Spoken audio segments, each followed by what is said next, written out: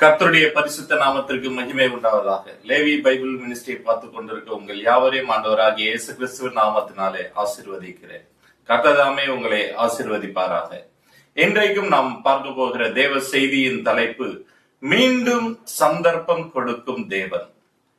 நாம் எந்தெந்த பாவத்தை செய்து தேவனுடைய கிருபையையும் அவருடைய ஆசீர்வாதத்தையும் அவருடைய சகாயத்தையும் அவருடைய மேன்மையும் இழந்திருக்கிறோமோ, மீண்டும் தேவன் நம்மை அவர் அண்டைக்கு சேர்த்து அவருடைய சத்தியத்தின்படி வாழ வைத்து நமக்கு கிருபையையும் சத்தியத்தையும் கொடுத்து நம்மை மேன்மைப்படுத்தி ஆசீர்வதிக்கிற தேவனாய் இருக்கிறார். அப்படி வேதத்தில் அநேகர் பாவம் செய்தபடியினால் அவர்கள் தேவனுடைய கிருபையை இழந்தார்கள், தேவனால் தண்டிக்கப்பட்டார்கள், ஆசீர்வாதத்தையும் இழந்தார்கள், மேன்மையும் இழந்தார்கள். அப்படி அவர்கள் தேவனால் தண்டிக்கப்பட்டும், அப்படி அவர் இமைப்பொழுது கைவிட்டிருந்தாலும் அவருடைய உருக்கமான இரக்கங்களால் அவர்கள் குடும்பத்தை மீண்டும் தம் அண்டையில் சேர்த்து அவர்களை உயர்த்தி வைத்திருக்கிறார். அப்படி தேவனால் கைவிடப்பட்டு பாவம் செய்து தேவனால் கைவிடப்பட்டு தண்டிக்கப்பட்டவர்களுடைய குடும்பத்தை தேவன் மீண்டும் உயர்த்திய சம்பவங்களை நாம் பார்க்க போகிறோம். கோராகி என்ற மனிதன் தேவனுடைய கோபத்துக்கு ஆளாகி பாவம் செய்தபடியினால் தேவன் அவனை தண்டித்து அவனை பூமி விழுங்கும்படியாக செய்தார். ஆனாலும் அவர் மிகுந்த மனம் உருக்கமுள்ள தேவன் என்பதை நிரூபிக்கும்படியாக அதே கோராகின் குடும்பத்திலே சாமுவேலை எழுப்பி மிகப்பெரிய தீர்க்கதரிசியாக அங்கீகரித்து காட்டினார்.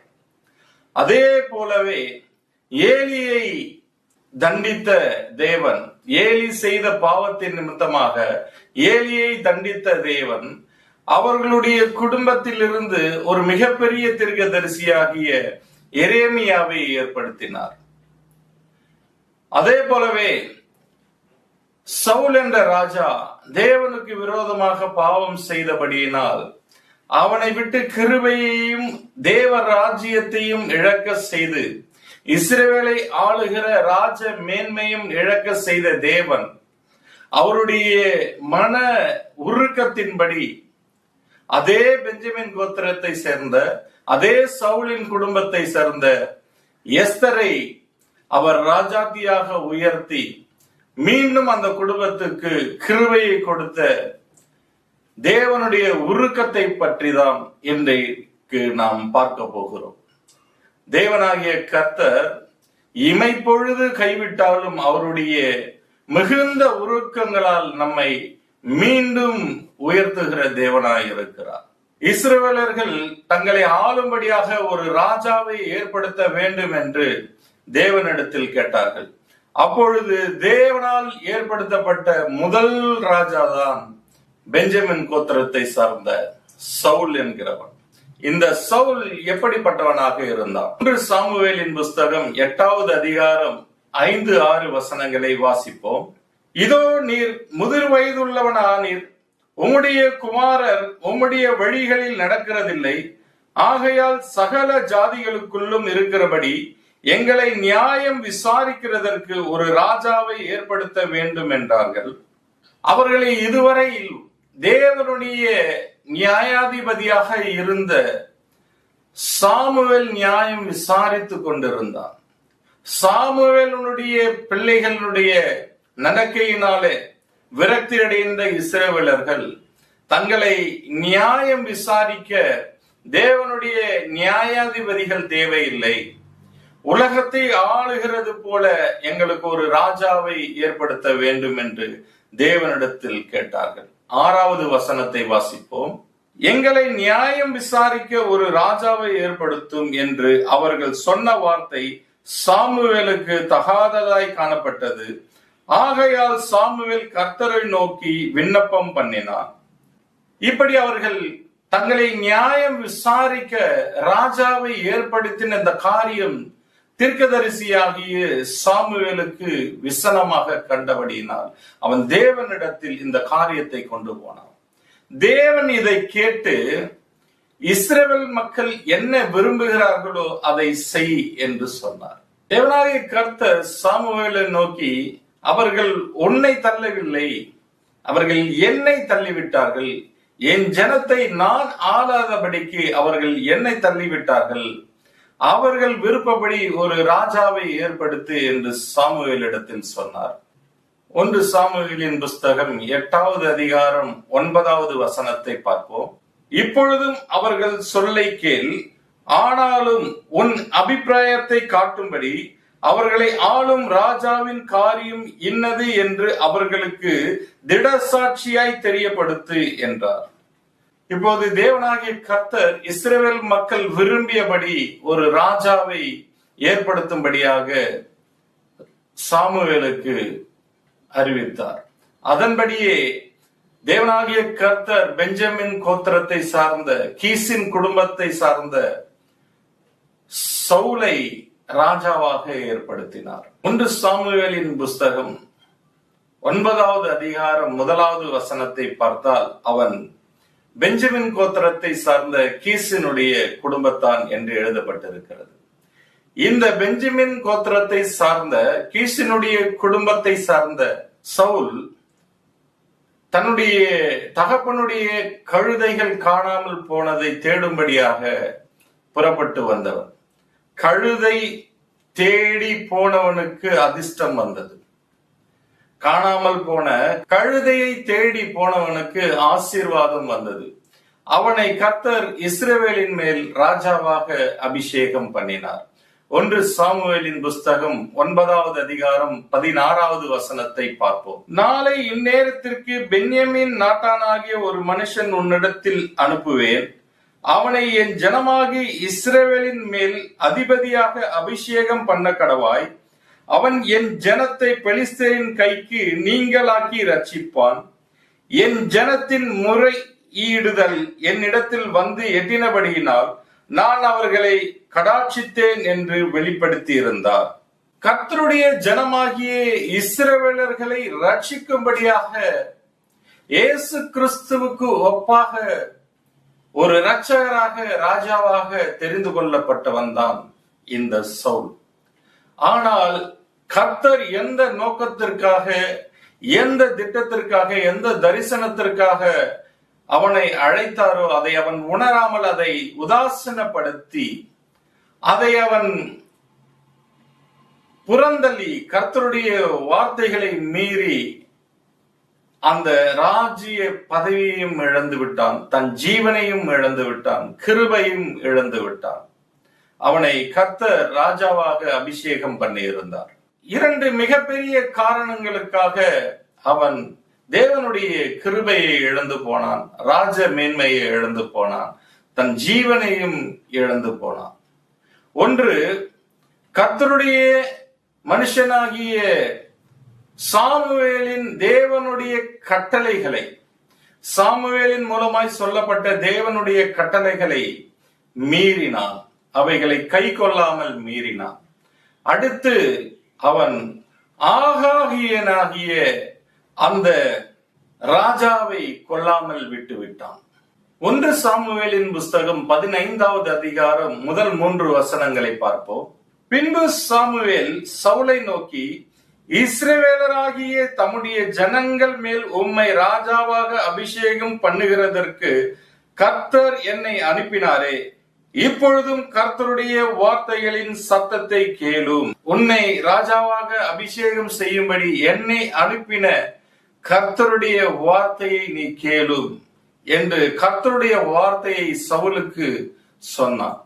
அந்த வார்த்தைக்கு அவன் செவி கொடுக்காமல் போய்விட்டான். 2வது வசனத்தை பார்ப்போம். சேனைகளின் கர்த்தர் சொல்லுகிறது என்னவென்றால், இஸ்ரவேலர் எகிப்திலிருந்து வந்தபொழுது அமலேக்கு அவர்களுக்கு வழிமறித்த செய்கையை என் மனதிலே வைத்திருக்கிறேன். இந்த இஸ்ரவேலர்களுக்கு விரோதமாக, கர்த்தருடைய ஜனத்துக்கு விரோதமாக அமலேக்கு செய்த அந்த காரியத்தை என் மனதிலே வைத்திருக்கிறேன். அவனை சங்காரம் பண்ணு, முற்றிலுமாக அவர்களை சங்காரம் பண்ணு. என் மனதிலே அவர்கள் செய்த அந்த துரோகங்களை நான் வைத்திருக்கிறேன். அவர்கள் மீண்டும் மீண்டும் உங்களுக்கு துரோகம் செய்வார்கள், உங்களை அழிக்க வருவார்கள் என்பது தெரிந்து கர்த்தர் அவனை எச்சரித்து அந்த அமலேக்கை அழிக்க சொல்கிறார். ஆனாலும் கர்த்தருடைய வார்த்தைக்கு செவி கொடுக்காமல் அவன் அமலேக்கை காப்பாற்றினான். 3வது வசனத்தை பார்ப்போம். இப்பொழுதும் நீ போய் அமலேக்கை மடங்கடித்து அவனுக்கு உண்டான எல்லாவற்றையும் சங்கரித்து அவன் மேல் இரக்கம் வைக்காமல் புருஷரையும் ஸ்திரீகளையும் பிள்ளைகளையும் குழந்தைகளையும் ஆடுகளையும் மாடுகளையும் ஒட்டகங்களையும் கழுதைகளையும் கொன்று போட கடவாய் என்கிறார் என்று சொன்னான். இப்படி சாமுவேல் மூலமாக அமலேக் தேசத்தை சேர்ந்த ராஜா முதற்கொண்டு எல்லா மனிதர்களையும் ஆடு மாடுகளையும் கர்த்தர் கொன்று போடும்படியாக சவுல் ராஜாவுக்கு கட்டளை கொடுத்தார். இது அவர்களை தப்பவிட்டால் அவர்கள் பிற்பாடு என்ன காரியங்களை செய்வார்கள் என்பதை தேவன் அறிந்திருந்தார். ஆனாலும் சவுல் தேவனுடைய வார்த்தைக்கு கீழ்ப்படியாமல் அந்த அமலேக்கு தேசத்தில் உள்ள ராஜாவை காப்பாற்றினான். உயர்தரமான ஆடு மாடுகளையும் காப்பாற்றினான். 1 சாமுவேலின் புஸ்தகம் 15வது அதிகாரம் 7, 8, 9 வசனங்களை பார்த்தால் அவன் முதல் தரமான ஆடு மாடுகளை எல்லாம் கொன்று போடாமல் அவைகளை உயிரோடு கொண்டு வந்தான்.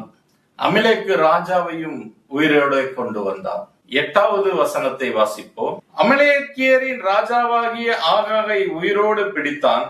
ஜனங்கள் யாவரையும் பட்டய கருக்கினாலே சங்காரம் பண்ணினான். இப்பொழுது அந்த அமலேக்கை கொண்டு வந்து சவுலிடத்தில், இப்போது சவுல் சாமுவேலிடத்தில் வந்து கர்த்தர் சொன்னபடி நான் எல்லாவற்றையும் செய்து விட்டேன் என்று சொன்னான்.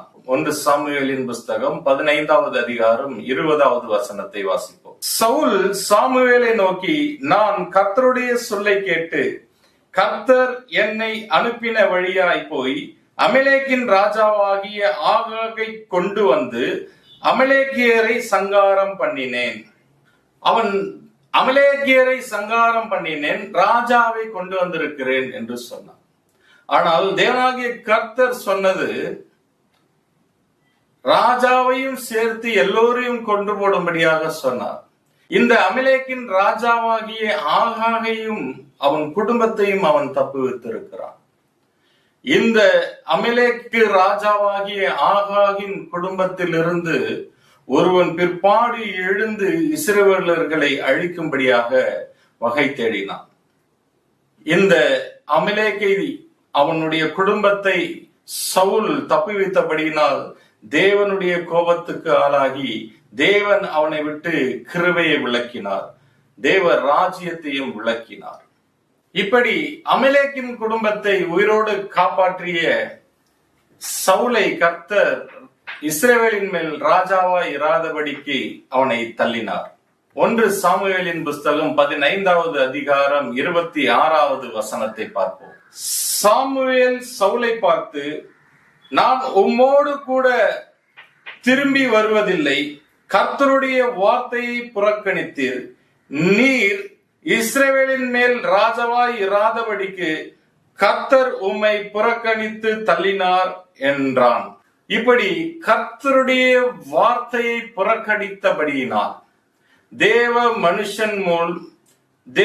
மனுஷன் மூலமாக சொல்லப்பட்ட, தேவ ஊழியர் மூலமாக சொல்லப்பட்ட கர்த்தருடைய வார்த்தைக்கு செவி கொடுக்காமல் கர்த்தருடைய வார்த்தையை புறக்கணித்தபடியினால் அவன் ராஜ மேன்மையும் இழந்து விட்டான், தேவனுடைய கிருபையையும் இழந்து விட்டான். தேவன் இதே குடும்பத்திற்கு, இதே பெஞ்சமின் கோத்திரத்தை சேர்ந்த இதே கீசின் குடும்பத்திற்கு மீண்டும் எந்த ஆகாகை அழிக்க சொன்னாரோ அதே ஆகாகின் குடும்பத்தை அழிக்கும்படியாக ஒரு ஏவுதலை கொடுத்து மீண்டும் இந்த பெஞ்சமின் கோத்திரத்தை தெரிந்து கொண்டார். மீண்டும் இந்த கீசின் குடும்பத்தை ராஜ மேன்மைக்கு உயர்த்தினார். மீண்டும் அந்த குடும்பத்திற்கு கிருபையை கொடுத்தார்.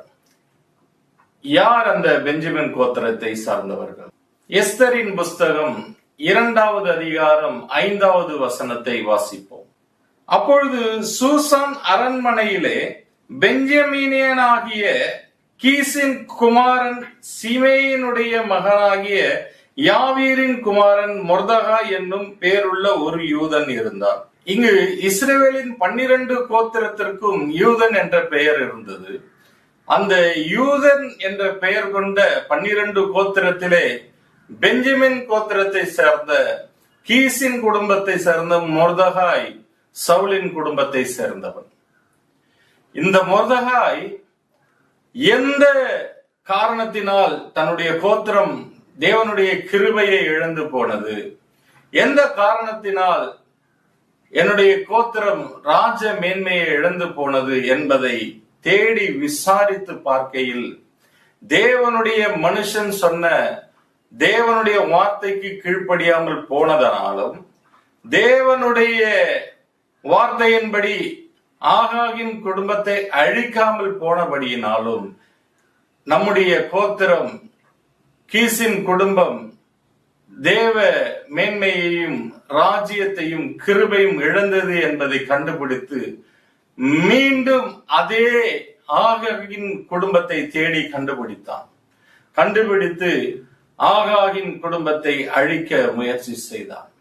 தேவ மனுஷனுக்கு கீழ்ப்படிய முயற்சி செய்தான். அந்த குடும்பத்தில் உள்ளவள்தான் எஸ்தர். எஸ்தரின் புஸ்தகம் 3வது அதிகாரம் 1வது வசனத்தை பார்ப்போம். இந்த நடவடிக்கைகளுக்கு பின்பு ராஜாவாகிய ஆகாஸ்வேரு அம்மேதாத்தாவின் குமாரனாகிய ஆமான் என்னும் ஆகாகியனை மேன்மைப்படுத்தி தன்னிடத்தில் இருக்கிற சகல பிரபுக்களும் மேலாக அவனுடைய ஆசனத்தை உயர்த்தி வைத்தான். இங்கு சவுலால் தப்புவிக்கப்பட்ட ஆகாகின் குடும்பத்தை சார்ந்த ஆமான் என்பவன் அரண்மனையில் ராஜாவிற்கு அடுத்த ஸ்தானத்தில் இருப்பதை மொர்தகாய் கண்டுபிடித்தபடியினால் இந்த ஆமான் வரும்பொழுதெல்லாம் அவனுக்கு மரியாதை கொடுக்காமல் எல்லோரும் எழுந்து நின்று மரியாதை கொடுப்பார்கள், இவன் எழுந்து நிற்காமல் இருப்பான். ஏனென்றால் இந்த ஆகாகியனை தப்பிவித்தபடியினால் தான் என் கோத்திரம் ராஜ மேன்மையை இழந்து விட்டது. இந்த ஆகாகியனை தப்பிவித்தபடியினால் தான் என்னுடைய கோத்திரம் தேவனுடைய கிருபையை இழந்து விட்டது. தேவனுடைய தேசத்தை ஆள முடியாதபடிக்கு ராஜ கிரீடத்தையும் இழந்து விட்டது. இவனை எப்படியாவது அழிக்க வேண்டும் என்று தேவ கட்டளையை நிறைவேற்ற வேண்டும் என்று முடிவு செய்தான். அதனாலே மொர்தகாய் தன்னுடைய குலத்தை எஸ்தருக்கு யாரிடமும் தெரியப்படுத்தாதே என்று சொல்லியிருந்தான். அந்த மொர்தகாய் தன்னால் வளர்த்தெடுக்கப்பட்ட எஸ்தரை தேவ மனிதனாகிய ஏகாயின் வார்த்தைகளுக்கு கீழ்ப்படியும்படியாக ஏகாயின் இடத்தில் கொண்டு போய் சேர்த்தார். எஸ்தரின் புஸ்தகம் 2வது அதிகாரம் 3வது வசனத்தை பார்ப்போம். அதற்கு ராஜா தம்முடைய ராஜ்யத்தின் நாடுகளில் எல்லாம் விசாரிப்புக்காரரை வைக்க வேண்டும். இவர்கள் ரூபவதிகளாய் இருக்கிற சகல கன்னி பெண்களையும் கூட்டி சூசான் அரண்மனையில் இருக்கிற கன்னி மாடத்துக்கு அழைத்து வந்து ஸ்ரீகளை காவல் பண்ணுகிற ராஜாவின் பிரதானியாகிய ஏகாயின் வசத்திலே ஒப்புவிக்க வேண்டும். அவர்களுடைய சுத்திகரிப்புக்கு வேண்டியவைகளை அவர்களுக்கு கொடுக்க வேண்டும் என்றார். இங்கு ராஜாவின் அரண்மனைக்கு செல்லக்கூடிய கன்னி பெண்களை அவர்களை சுத்திகரிக்கும்படியாக அவர்களுக்கு ஏகாய் என்ற மனிதன் ராஜ சமூகத்திற்கு போக வேண்டிய சுத்திகரிப்பை சொல்லிக் கொடுக்கக்கூடியவனாய் இருந்தான். இது ராஜ சமூகம் என்பது மணவாளனாகிய ராஜாவாகிய இயேசு கிறிஸ்துவின் சமூகத்திற்கு செல்ல வேண்டிய சுத்திகரிப்பை சொல்லிக் கொடுக்கக்கூடிய ஏகா என்பவன் சபையை ஞாபகப்படுத்துகிற நிழலாட்டமாக வாழ்ந்த ஒரு மனிதன். அந்த மனிதன் ராஜ சமூகத்திற்கு போகக்கூடிய சுத்திகரிப்பை சொல்லிக் கொடுக்கக்கூடிய அந்த மனிதனுக்கு இவர்கள் கீழ்ப்படிய முடிவு செய்தார்கள். எப்படி தங்களுடைய குடும்பத்தை சார்ந்த சவுல் சாமுவேல் என்ற தேவ மனிதனுக்கு கீழ்ப்படியாமல் போனார்களோ அதுபடி கீழ்ப்படியாமல் இல்லாமல் கீழ்ப்படிய வேண்டும், தேவனுடைய மனிதனுக்கு கீழ்ப்படிய வேண்டும் என்பதற்காக ஏகாய் சொன்னபடியெல்லாம் எஸ்தர் செய்தாள்.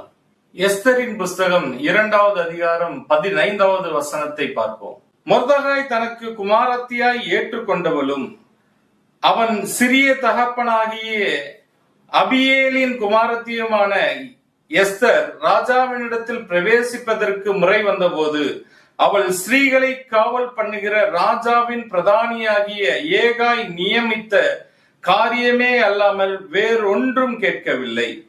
எஸ்தருக்கு தன்னை காண்கிற எல்லார் கண்களிலும் தயவு கிடைத்தது. இப்படி எஸ்தர் ஏகாய் என்ன சொல்லி கொடுத்தானோ அதே சுத்திகரிப்பின் முறையின்படி வாழ்ந்து ராஜ சமூகத்திற்கு போனால் அவளுக்கு எல்லோர் கண்களிலும் தயவு கிடைத்தது. இந்த தயைதான் கிருபை. எந்த தேவ மனுஷனுக்கு கீழ்ப்படியாமல் போனபடியினால் கிருபையை இழந்தார்களோ அந்த தேவ மனிதனுக்கு கீழ்ப்படிந்து அவர்கள் மீண்டும் கிருபையை பெற்றுக் கொண்டார்கள். இந்த எஸ்தர் தான் பெஞ்சமின் கோத்திரத்தை சேர்ந்த, கீசின் குடும்பத்தை சேர்ந்த, சவுலுடைய கொல்லு பேத்தி வகையை சேர்ந்தவர். இதே சவுலின் குடும்பத்திற்கு மீண்டும் கிருபை கிடைத்தது. இந்த எஸ்தர் ராஜாவினுடைய அரண்மனைக்குள் நுழைந்த போது ராஜாவாகிய ஆகாஸ்வேரு தன்னுடைய செங்கோலை நீட்டினார். ராஜாவாகிய ஆகாஸ்வேரு எஸ்தரை நோக்கி தன்னுடைய செங்கோலை நீட்டினார். இந்த செங்கோலை நீட்டுவதுதான் கிருபை கிடைத்ததற்கான அதிகாரம். அவன் செங்கோலை நீட்டி அந்த எஸ்தரை ராஜாத்தியாக ஏற்படுத்தினான். 17வது வசனத்தை பார்ப்போம். ராஜா சகல ஸ்திரீகளை பார்க்கிலும் எஸ்தர் மேல் அன்பு வைத்தான். சகல கன்னிகைகளை பார்க்கிலும் அவளுக்கு அவன் சமூகத்தில் அதிக தயையும் பட்சமும் கிடைத்தது. ஆகையால் அவன் ராஜ கிரீடத்தை அவள் சிரசின் மேல் வைத்து அவளை வஸ்தியின் ஸ்தானத்திலே பட்டத்து ஸ்திரீயாக்கினான். இப்படி இழந்து போன கிரீடத்தை சவுலின் குடும்பமாகிய எஸ்தரின் குடும்பம் பெற்றது. எஸ்தர் இப்போது கிருபையும் பெற்றுவிட்டாள், தேவனுடைய கிரீடத்தையும் பெற்றுவிட்டாள். அடுத்து அவர்கள் செய்ய வேண்டிய இன்னொரு காரியம் இருக்கிறது. ஆகாகியனாகிய அந்த ஆமானை கொல்ல வேண்டும். அடுத்து அதையும் செய்தார்கள். எஸ்தரின் புஸ்தகம் 7வது அதிகாரம் 9வது வசனத்தையும் 10வது வசனத்தையும் பார்ப்போம். அப்போது ராஜ சமூகத்தில் இருக்கிற பிரதானிகளில் அர்போனா என்னும் ஒருவன், இதோ ராஜாவின் நன்மைக்காக பேசின மொர்தகாய்க்கு ஆமான் செய்வித்த 50 முழ உயரமான தூக்குமரம் ஆமானின் வீட்டண்டையில் நாட்டப்பட்டிருக்கிறது என்றான்.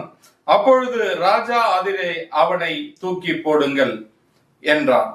இந்த ஆமான் மொர்தகாயை கொல்வதற்காக தன்னுடைய வீட்டிலே ஒரு தூக்கு மரத்தை செய்து வைத்தான். அந்த தூக்கு மரத்திலே அந்த ஆமானை அழிக்கும்படியாக, கொன்று போடும்படியாக ராஜா கட்டளையிட்டான். 10வது வசனத்தை பார்ப்போம். அப்படியே ஆமான் மொர்தகாய்க்கு ஆயத்தம் பண்ணின தூக்கு மரத்திலே ஆமானை தூக்கி போட்டார்கள்.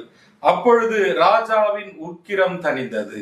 அந்த ஆகாகியனாகிய ஆமானை கொன்ற பிறகுதான் ராஜாவினுடைய உக்கிரம் தணிந்தது என்றால் இது கர்த்தருடைய உக்கிரத்தை குறிக்கிறது. இந்த ஆகாகியன்தான் சவுல் காப்பாற்றி இருந்தான். இந்த ஆகாகியன் தான் இஸ்ரவேலர்களை அழிக்கும்படியாக வகை தேடினார்கள். இந்த ஆகாகியனை தேடி கண்டுபிடித்து மொர்தகாயும் எஸ்தரும் ராஜாவினிடத்தில் பரிந்து பேசி அவனை கொன்றார்கள். அவனை கொன்றபடியினால் மீண்டும் அவர்கள் ராஜ கிரீடத்தையும் முத்திரை மோதிரத்தையும் கிருபையும் பெற்றார்கள். எஸ்தரின் புஸ்தகம் 8வது அதிகாரம் 2வது வசனத்தை பார்ப்போம். ராஜா ஆமானின் கையில் இருந்து வாங்கி போட்ட தம்முடைய மோதிரத்தை எடுத்து மொர்தகாய்க்கு கொடுத்தான். எஸ்தர் மொர்தகாயை ராஜாவின் அரண்மனைக்கு அதிகாரியாக வைத்தார். இப்பொழுது அந்த ஆகாகியனாகிய ஆமானை அழித்தபடியினால் இது கர்த்தருடைய இருதயத்தில் இருந்த ஒரு விஷயம். கர்த்தருடைய இருதயத்தில் இருந்த ஒரு விஷயத்தை அவர்கள் செய்து முடித்தபடியினால் இதே பெஞ்சமின் கோத்திரத்தை சேர்ந்த கீசின் குடும்பத்தை சேர்ந்த, சவுலின் குடும்பத்தை சேர்ந்த, சவுலுக்கு கொல்லுபேத்தியாகியே இருந்த எஸ்தரை அவர் ராஜ மேன்மைக்கு உயர்த்தினார். எஸ்தருக்கு ராஜ கிரீடத்தை கொடுத்தார். மொர்தகாய்க்கு முத்திர மோதிரத்தை கொடுத்து எஸ்தரையும் மொர்தகாயும் அரண்மனையிலே சேர்த்தார். இப்படி சவுல் இழந்த ராஜ மேன்மையையும் கிருபையும் கிரீடத்தையும் ராஜ அரண்மனையும் சவுல் எந்த காரியத்தினால் இவைகளையெல்லாம் இழந்தானோ இதே காரியத்தை அந்த குடும்பம் ராஜாவுக்கு கீழ்ப்படிந்து, கர்த்தருக்கு கீழ்ப்படிந்து, தேவ மனிதனுக்கு கீழ்ப்படிந்து, கர்த்தர் அழிக்க சொன்ன ஆமானை அழித்து போட்டபடியினால் அவர்களுக்கு மீண்டும் தேவனுடைய கிருபையை கொடுத்தார், ராஜ மேன்மையை கொடுத்தார், கிரீடத்தை கொடுத்தார், அரண்மனையை கொடுத்தார், ஆளுகிற அதிகாரத்தை கொடுத்தார். இன்றைக்கும் நம்மையும் நாம் ஏதோ ஒரு பாவத்தின் செய்து கர்த்தரை விட்டு விலகி இருக்கலாம், அவருடைய கிருபையை விட்டு விலகி இருக்கலாம், அவருடைய ஆசீர்வாதத்தை இழந்திருக்கலாம், அவருடைய மேன்மைகளை இழந்திருக்கலாம். நமக்கு கர்த்தர் மீண்டும் சந்தர்ப்பத்தை கொடுக்கிறார். அவர் இமைப்பொழுது கைவிட்டாலும் மிகுந்த உருக்கமான இரக்கங்களால் நம்மை அரவணைக்கிற தேவனாய் இருக்கிறார். நாம் நம்மை நாமே ஆராய வேண்டும். எந்த பாவம் நமக்குள்ளே இருக்கிறது என்பதை தேடி கண்டுபிடிக்க வேண்டும். எப்படி மொர்தகாயும் எஸ்தரும் என்ன பாவத்தினால் என் குடும்பம் ராஜ மேன்மையை இழந்தது, கிருபையை இழந்தது, கிரீடத்தை இழந்தது என்று தேடி கண்டுபிடித்து அந்த பாவத்தை அழித்தார்களோ அதே போல நாமும் எந்த பாவத்தை செய்து தேவனை விட்டு விலகி இருக்கிறோம், அவருடைய இரக்கத்தை இழந்திருக்கிறோம் என்பதை ஆராய்ந்து அந்த பாவத்தை நாம் மேற்கொண்டு விடும் பொழுது, அந்த பாவத்தை நம்மிலிருந்து அழிக்கும் பொழுது இழந்து போன கிருபையை பெறுவோம், இழந்து போன கிரீடத்தை பெறுவோம், இழந்து போன அரண்மனை வாழ்க்கையை மீண்டும் பெறுவோம், இழந்து போன ஆசீர்வாதத்தை பெறுவோம். தேவன் நமக்கு மீண்டும் சந்தர்ப்பத்தை கொடுக்கிற தேவனாய் இருக்கிறார். கர்த்ததாமே உங்களை ஆசீர்வதிப்பாராக. God bless you. இதுவரை தேவனுடைய வார்த்தையை கேட்ட உங்கள் யாவரையும் இயேசு கிறிஸ்துவின் நாமத்தில் உங்களை ஆசீர்வதிக்கிறோம். லேவி பைபிள் மினிஸ்ட்ரி என்கிற யூடியூப் சேனலை நீங்கள் சப்ஸ்கிரைப் செய்து அதன் மூலம் வேதத்தின் ரகசியங்களை நீங்கள் அறிந்து கற்றுக்கொள்ளலாம். மேலும் நேரில் வந்து படிக்க விரும்புகிறவர்கள் கர்த்தரின் சேனை ஊழியங்கள் மூலமாக அம்பத்தூர், மதுராந்தகம், கூவத்தூர் ஆகிய இடங்களில் வந்து படிக்கலாம். எங்களை தொடர்பு கொள்ள வேண்டிய தொலைபேசி எண்கள் 638220 2310 99 40 145 408 790 478 7918 9500 107013. கர்த்தர் உங்களை ஆசீர்வதிப்பாராக.